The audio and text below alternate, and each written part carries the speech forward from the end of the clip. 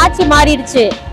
ஆனா எங்களுடைய அவதி மாறவே இல்லை. மாநகராட்சி நிலைமை பாத்தீங்களா எப்படி இருக்குன்னு. வாங்கி வந்து குப்பையை கொடுத்த காசு வாங்கிட்டு இருக்கிறீங்க. நீங்க ஒரு டன்னுக்கு எத்தனை ரூபாய் வாங்கிட்டு இருக்கிற? 4500 5000 வரைக்கும் வாங்கிட்டு இருக்கிற. அந்த வாசல் எங்க போகுது? பள்ளிக்கூடத்துக்கு வருதா? நிலைமை பாத்தீங்களா எப்படி இருக்குன்னு. இங்க இருக்குது அனுப்பர் வளையம். இங்க எப்பவுமே இப்படிதான் குப்பைகள் தேங்குது, பயங்கர துர்நாற்றம் படிக்குது. ரொம்ப ஸ்மெல் அடிக்குது. சும்மா அடிக்குது. ரொம்ப ஸ்மெல் அடிக்குது. பள்ளிக்கூடத்துக்கு வருதா? அது வரையும் வருது. சரிங்க, இந்த தொலைலாம் இருக்கு. இந்த ஈலாம் அவங்க பள்ளிக்கூடத்துக்கு வருதுங்களா? வருது. கொஞ்சம் எங்கப்பா சொல்லுங்க. வருங்களா? தம்பி நீங்க சொல்லுங்க. சரியா? இது தீக்கணும்ல, இது தீர்வு வரும்ல. அதுக்கு என்ன பண்ணணும்? யார் கிளீன் பண்ணணும்?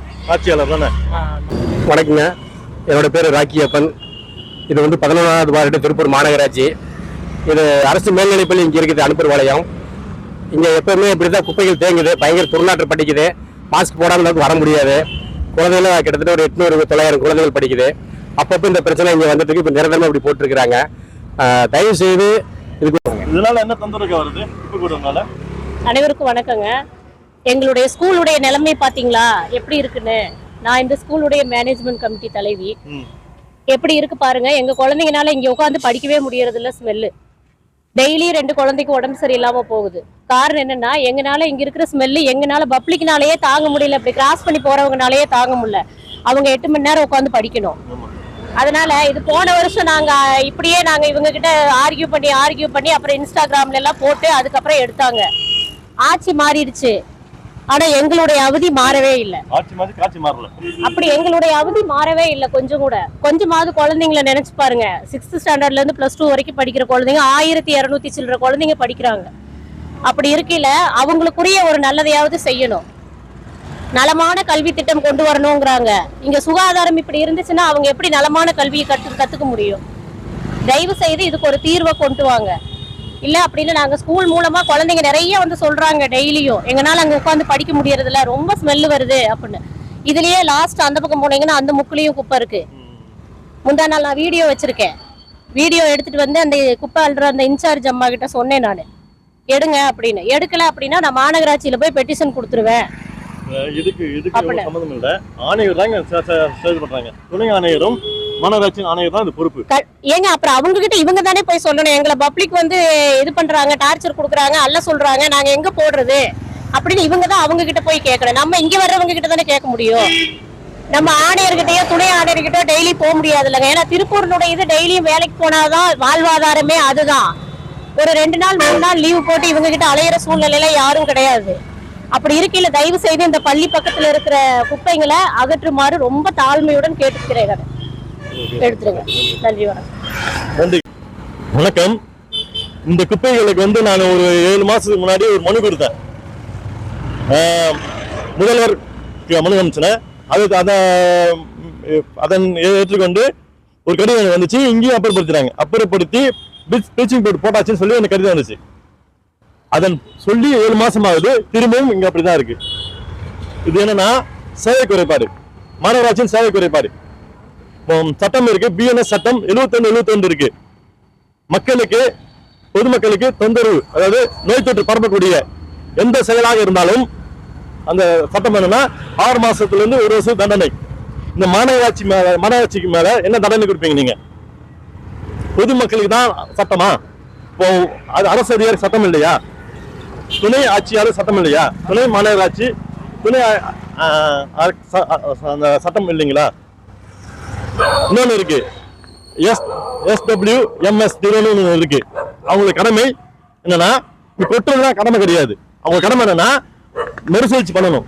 மறுசுழற்சி பண்ணி அப்புறப்படுத்துறதுதான் அவருக்கு கடமை. ஆனா அதை செய்யல அவங்க. நான் என்ன சொல்ல வரேன்னா, இப்ப நீங்க பண்றீங்க. நான் என்ன சொல்ல வரேன்னா, நீங்க இதுக்கு மனு கொடுத்துட்டீங்களா? இதை அரசாங்கம் தெரியப்படுத்திட்டீங்களா? சொல்லிட்டேன். 1வது மண்டலத்துல இருந்து லெட்டர் வந்துருச்சு. என்னென்ன வந்திருக்கு? அது வந்து அப்புறப்படுத்திட்டோம், சுத்தம் பண்ணிட்டோம். சுத்தம் பண்ணி ப்ளீச்சிங் பவுடர் போட்டாச்சு அப்படின்னு கடிதம் வந்திருக்கு. 6 மாசம் முன்னாடி, 7 மாசம் முன்னாடி. வந்தது. 7 மாசம். அப்ப 7 மாசமே சுத்தம் பண்ணிருப்பாங்க. இப்ப அதான் தெரியலையே. இப்ப தகவல் கொடுத்தீங்க. எதுக்கு ரெண்டு மாசமா தகவல் கொடுத்துட்டு இங்க பாருங்க, நிறைய பேர் கொடுத்தாங்க. ரெண்டு மாசம் தகவல் தெரியும், அவங்களுக்கு தெரியுமா, டெய்லி இந்த வழி தான் போயிட்டு இருக்காங்க. தகவல் கொடுத்துட்டு தான் இருக்கிறோம். தகவல் கொடுத்தோம்னா இன்னைக்கு வந்து க்ளீன் பண்ணிடுவாங்க, அப்புறம் நாளைக்கு வந்து மறுபடியும் கொடுத்துருவாங்க. தகவல் கொடுத்த உடனே கிளீன் பண்ணிடுவாங்க, அப்புறம் அப்படியே விட்டுருவாங்க. இந்த இடத்துல கொட்டிடுவாங்க. க்ளீன் என்ன கொஞ்சம் மட்டும் எடுத்துட்டு போவாங்க, ஒரு லோடு மட்டும் எடுத்துட்டு போயிருவாங்க. மீதி பாத்தீங்கன்னா அப்படியே தான் கிடக்கும். அப்புறம் என்னன்னா மறுபடியும் இது மேலே கொண்டு தம் பண்ணிட்டே இருப்பாங்க, ஒரு வாரம் தம் பண்ணுவாங்க. அப்புறம் நம்ம கூப்பிட்டு சொல்லுவாங்க இந்த மாதிரி ரொம்ப நாறுதுன்னு, மறுபடியும் வந்து அந்த ஒரு லோடு மட்டும் எடுத்துட்டு போயிருவாங்க. முன்னாடி எது அதிகமா இருக்குது அதை மட்டும் எடுத்துட்டு போயிருவாங்க. இதெல்லாம் அப்படியே அப்படியே தான் கிடக்கும். இப்ப மறுபடியும் என்ன பண்ணுவாங்க, ஒரு வாரம் இங்கே மறுபடியும் தேங்க. இதே நிலைமை தான். சொன்னோம்னா வந்து சும்மா பேரு கண் துடைப்பு நடக்கும், அவன் வேலை செய்ய கம்பெனி நீங்க புகார் கொடுத்துறீங்க, எடுக்கப்பட்டதுக்காக பண்றது அது மட்டும் தான். இவங்க நிரந்தர தீர்வுக்கு நகரவே இல்ல. நிரந்தர தீர்வுனா திடக்கழிவு மேலாண்மையில பண்ணணும். அது எந்த மாநகராட்சி பண்ணாலும் நம்ம திருப்பி மலைச்சு திடக்கழிவு மேலாண்மை கிடையாது, எங்கேயுமே கிடையாது. இதுக்கு ஒரு தீர்வுனா திடக்கழிவு மேலாண்மை பண்ண மாட்டா தீர்வு. இதன்படி 50,000 பேர் வாய்ப்பு தரலாம், தமிழ்நாடு ஃபுல்லா வேலைவாய்ப்பு தரலாம் திடக்கழிவு மேலாண்மை பண்ணாவே. ஆனா பண்ணவே கிடையாது.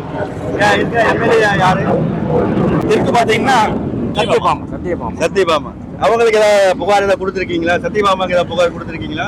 ஏங்க இங்க ஒரு நிமிஷம்ங்க, இங்க தாவேக்கா எல்லாருமே இருக்கிறாங்க, அவங்க தெரியாதா? போனா திமுக ஆட்சியிலும் நம்ம சொன்னோம்னா அவங்க என்ன சொன்னாங்க, எனக்கு தெரியாதுங்க, இது தெரியாம எங்க சொன்னா நான் செஞ்சிருப்பேன் சொல்லுவாங்க. இன்னொரு கேள்வி, தாவேக்கா எல்லாருமே புகழே பேசணும், தாவேக்கா பொறுப்பாளர் பேசினாரு என்கிட்ட, பேசினார்ல, அவங்க தெரியுமா தெரியாதா? அவங்களும் சொன்னாங்க, மனு கொடுத்து சொல்றாங்க. அப்ப என்ன பண்றது? போன திமுக ஆட்சியிலும் இதே மாதிரி குப்பை நகரமா தான் இருந்தது. இப்ப தாவேக்கா 2 பேரு தெற்கும் அவங்கதான், வடக்கும் அவங்கதான், இதே மாதிரி குப்பை நகரமா தான் இருக்கு. இது தீர்வு? அது ஆட்சியல் மாறுது, ஆனா காட்சியில் அதே மாதிரி தான் இருக்கு. ஆட்சி மாறுது, காட்சி அதே மாதிரி தான் இருக்கு. திமுக ஆட்சியில இதே மாதிரி தான் இருந்துச்சு. ஆமா, இப்பவும் அதே மாதிரி தான் இருக்கு. என்ன தீர்வு? தொடர்ந்து பாத்தீங்கன்னா இவங்க என்ன சொல்றாங்க, எத்தனை வருஷமா இந்த குப்பை இது இப்படியே இருக்கு? உங்க கண்ணு பார்வைக்கு 2 வருஷமா தான் இருக்கு. 2 வருஷமா இப்படியே தான் இருக்கு. 2 வருஷமா எந்த ஒரு தீர்வும் இதுக்கான நடவடிக்கை யாரும் எடுக்கல. சப்போஸ் புகார் கொடுப்பீங்க இல்ல, 2 வருஷத்துக்கு முன்னாடி ஏன் இல்லன்னா, 2 வருஷத்துக்கு முன்னாடி பாறைக்குழியில் கொட்டிட்டு இருந்தாங்க. இப்போ சென்னை உயர்நீதிமன்றம் பாறைக்குழியில் கொட்டக்கூடாதுன்னு சொல்லி போட்டு ஒரு ஆர்டர் போட்டுருச்சு. ரோட்ல கொட்ட ஆரம்பிச்சாங்களா? திடக்கழிவு மேலாண்மை என்ன, பாறைக்குழியில் கொட்டுறதுக்கு திடக்கழிவு மேலாண்மையா? 28 MCC இருக்கு. 28 MCC எதுக்கு இருக்கு? சும்மா ஆயுத பூஜைக்கு திறந்து பூஜை பண்றதுக்கு மட்டும் தான் வச்சிருக்காங்க. 28 MCC திறந்தாலே இங்க இருக்கிற குப்பையில பாதி இருக்காது. அப்போ 28 MCC என்கிறத விட குப்பை மேலாண்மை இருக்கு MCC இருக்கு. 28 MCC, அதாவது திருப்பூர் மாநகராட்சி கொடுக்குற 60 வார்டுல 28 MCC இருக்கு. நான் என்ன ஒரு வார்டுக்கு ஒரு MCC போடுங்க. இந்த வார்டு குப்பையை இந்த வார்டு விட்டு வெளியே போக கூடாது. இந்த வார்டுக்குள்ளேயே தரம் பிரிங்க. 20 MCC போடுங்க, 60 MCC போடுங்க, ஒரு வார்டுக்கு ஒரு MCC வீதம். இங்க இருக்கிற குப்பையை அதே MCC பிரிச்சு மக்கிற குப்பையை உரமா கொடுங்க, மக்காத குப்பையை ஃபேக்டரிக்கு அனுப்புங்க. அப்ப குப்பை காணாம போயிரும்ல. அதே பண்ண மாட்டேங்கிறீங்க. மக்களோட வரி வாங்குறீங்களா? திடக்கழிவு மேலாண்மைக்கு வரி வாங்குறீங்க. 2016 இருந்து வாங்கிட்டு இருக்கீங்க வரி. அந்த வரி பணம் எங்க போகுது? மக்களிடம் 2016 இருந்து வாங்குற வரி பணம் எங்க போகுது? சென்ட்ரல் கவர்மெண்ட்ல இருந்து கொடுக்குற திடக்கழிவு மேலாண்மைக்கும் கொடுக்குற ஃபண்ட் எங்க போகுது? இப்படி கொண்டு கொட்டறதா போகுதா? இல்ல அந்த காசை போட்டு குப்பையில போட்டு எல்லாம் மூடிட்டீங்களா? கேள்வி வருது, எங்க போச்சு காசு? அப்ப MCC போடுங்க. 28 MCCங்கிறது 60 MCC பண்ணுங்க. வார்டு குப்பையே வார்டை தாண்டி வெளியே போக கூடாது. அந்த வார்டுக்குள்ளேயே முடிச்சிருங்க. ஆமா, சிம்பிள் வேலை இது.